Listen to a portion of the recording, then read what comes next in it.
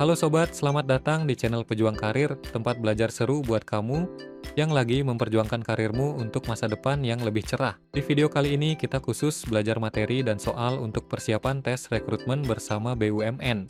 Bagi yang baru bergabung di channel ini, kakak akan mengajari dulu materi dasar, diikuti dengan macam-macam bentuk soal dan terakhir pengerjaan soal. Hari ini kita akan belajar tes bahasa Inggris bab close test. Materi ini adalah materi yang pasti keluar di tes bahasa Inggris BUMN. Jadi, sobat simak videonya sampai selesai ya. Bagi yang belum nonton video kakak sebelumnya, bisa cek link yang ada di pojok video ya. Sebelum kita belajar, kakak minta waktu sebentar untuk jangan lupa like, subscribe, dan aktifkan lonceng notifikasi biar nggak ketinggalan update bab-bab lainnya. Udah siap sobat? Let's go!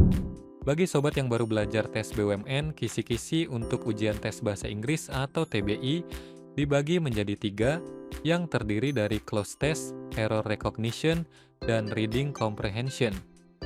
Masing-masing bagian ini memiliki beberapa topik yang harus kalian kuasai. Tapi sobat tenang aja, kakak akan bahas setiap topiknya dengan terperinci dan diikuti berbagai macam bentuk soal yang sering keluar di ujian. Semua bentuk soal akan kakak bahas supaya jika sobat menemukan soal model apa saja, nantinya bisa dijawab dengan mudah. Jadi sobat, topik yang pertama adalah close test. Close test pada TBI BUMN adalah salah satu jenis soal yang menguji kemampuan pemahaman bacaan dan kosakata dengan cara mengisi bagian-bagian kosong dalam sebuah teks. Dalam close test, beberapa kata dihapus dari kalimat atau paragraf, dan sobat diminta untuk memilih kata yang paling tepat untuk mengisi kekosongan tersebut agar maknanya tetap logis dan gramatikal. Sebelum kita mulai membahas soal, ada beberapa tips yang bisa kakak bagikan ketika mengerjakan soal jenis ini. Pertama, baca seluruh kalimat terlebih dahulu untuk memahami konteks. Kedua, perhatikan grammar dan tense. Ketiga, pilih kata yang logis dan sesuai konteks kalimat. Dan keempat, gunakan proses eliminasi untuk mengurangi kemungkinan salah. Oke, supaya sobat nggak bingung. Ayo bareng-bareng kita lihat contoh soalnya. Oke sobat, soal nomor 1. Kita langsung lihat soalnya. She, a book when I arrived. A, was reading. B, reading.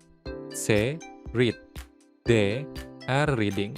Nah, ayo sobat, kalian harus mengisi bagian kosong pada soal dengan kata yang sesuai dengan grammarnya. Oke, coba sobat jawab dulu, nanti kakak bahas soalnya.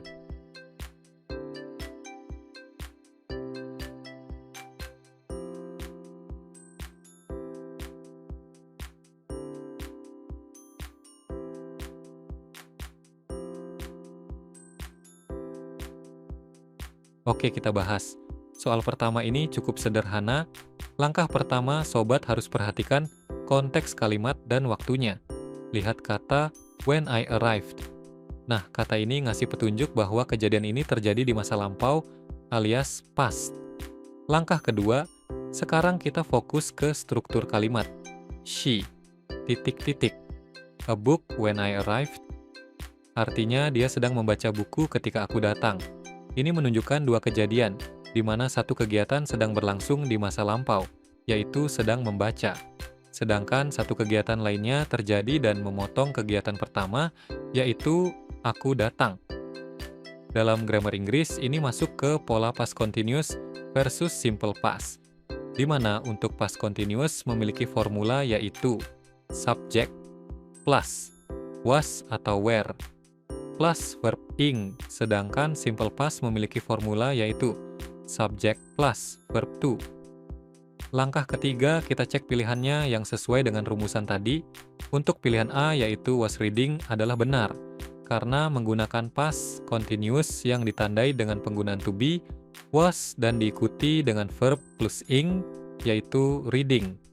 Sedangkan untuk pilihan B tidak cocok karena kurang to be. Pada pilihan C juga tidak cocok karena hanya simple past. Dan untuk pilihan D juga salah karena merupakan present continuous yang ditandai dengan penggunaan to be are. Maka dari itu jawabannya adalah A. Gimana sobat, apakah semuanya bisa menjawabnya? Jika ada yang masih belum paham terkait gramatikal atau rumus-rumus kalimat di bahasa Inggris, sobat bisa belajar dulu di playlist Belajar Bahasa Inggris dari Nol. Sekarang kita lanjut ke nomor 2 ya. Nina seems very mature for a titik titik. A. 19-year-old girl. B. Girl with 19 years old. C. Girl of 19 years. D. 19 years old girl. Nah, ayo sobat, kalian harus mengisi bagian kosong pada soal dengan frasa yang tepat secara grammar untuk menyatakan usia.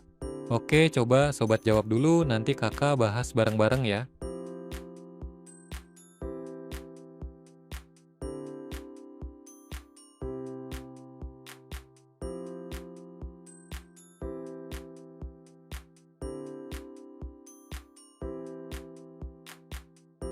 Sudah? Oke, kita bahas. Langkah pertama, kita lihat struktur kalimatnya. Nina seems very mature for a titik titik. Artinya, Nina terlihat sangat dewasa untuk seorang. Titik titik. Nah, ini adalah soal adjective compound alias frasa kata sifat majemuk yang biasa dipakai untuk menyebut usia seseorang. Langkah kedua, kita bahas satu-satu ya pilihan jawabannya. Pilihan A yaitu 19-year-old girl. Nah, ini dia bentuk yang secara grammar benar. Dalam bahasa Inggris, saat kita menggunakan usia sebagai adjektif, yang mana bentuknya adalah number year old plus noun. Jadi, a 19-year-old girl artinya seorang gadis berusia 19 tahun. Terdapat catatan penting, yaitu tidak pakai huruf S di kata year karena berperan sebagai adjektif. Untuk pilihan B, yaitu girl with 19 years old, adalah bentuk yang salah. Karena kalau ingin bilang pakai with, harusnya with 19 years of age, tetapi ini tetap bukan struktur yang umum digunakan. Untuk pilihan C yaitu girl of 19 years, secara grammar tidak salah, tapi jarang banget dipakai karena terlalu kaku. Untuk pilihan D, 19 years old girl adalah salah. Seperti yang sudah dijelaskan sebelumnya, karena ada huruf S di kata years, dan tambahan old dan digunakan sebagai adjektif. Kalau jadi adjektif, nggak boleh pakai huruf S, sehingga harus year old, bukan years old. Ingat ya sobat, kalau nyebut umur sebagai kata sifat, formatnya adalah number year old plus noun. Maka dari itu jawabannya adalah A. Oke sobat, sekarang kita lanjut ke nomor 3 ya. The economists say there is a titik titik in the standard of living nowadays. Pilihan yaitu A. Collapse, B. Ruination, C. Deterioration, D. Destruction. Nah ayo sobat, kalian harus memilih kata benda atau noun yang paling tepat dan paling sesuai maknanya dengan konteks kalimat. Coba sobat pikir dulu ya, kira-kira mana yang paling cocok?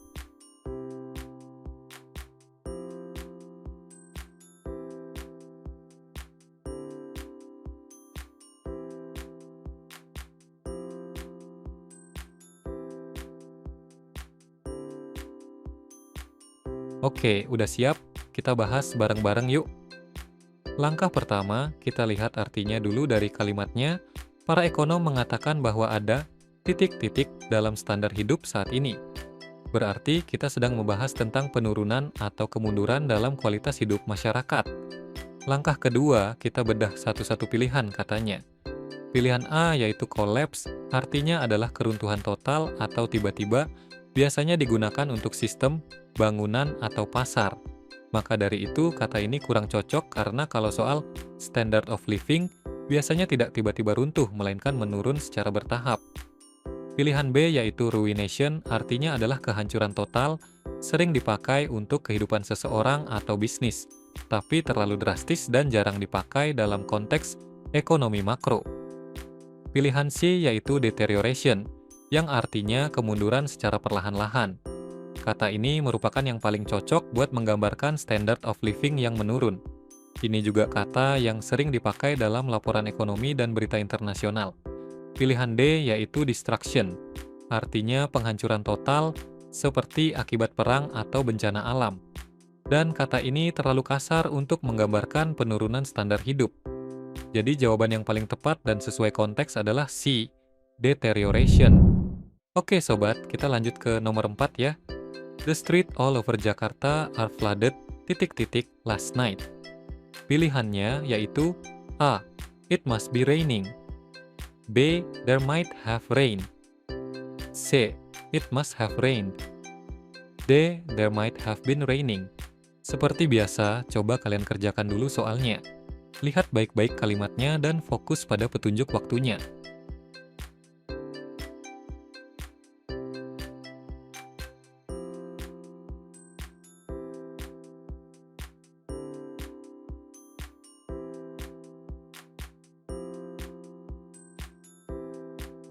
Udah siap? Oke, sekarang kita bahas bareng-bareng ya. Langkah pertama, kita perhatikan konteks dan waktunya. Kalimatnya bilang, "The streets all over Jakarta are flooded, last night." Artinya, jalan-jalan di seluruh Jakarta kebanjiran, tadi malam. Nah, di sini ada clue waktu, yaitu last night, berarti kejadian sudah berlalu. Alias, kita pakai past tense atau bentuk perfect. Langkah kedua, kita analisis satu persatu pilihannya. Pilihan A yaitu it must be raining.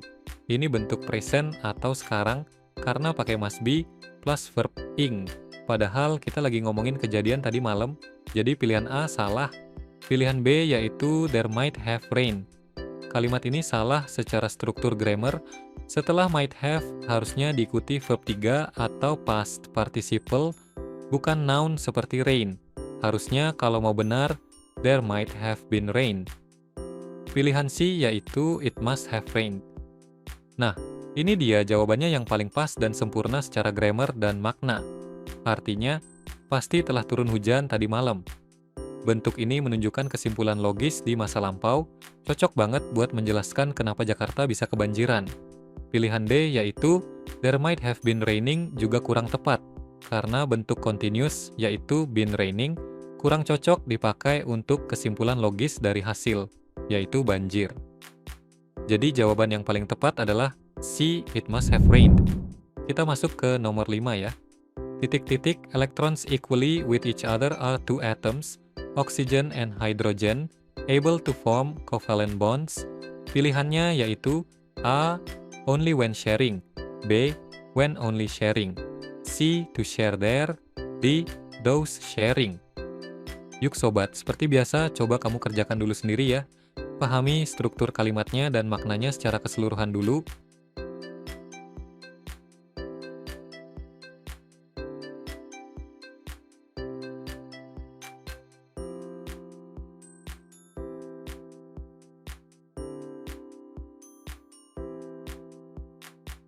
Sudah?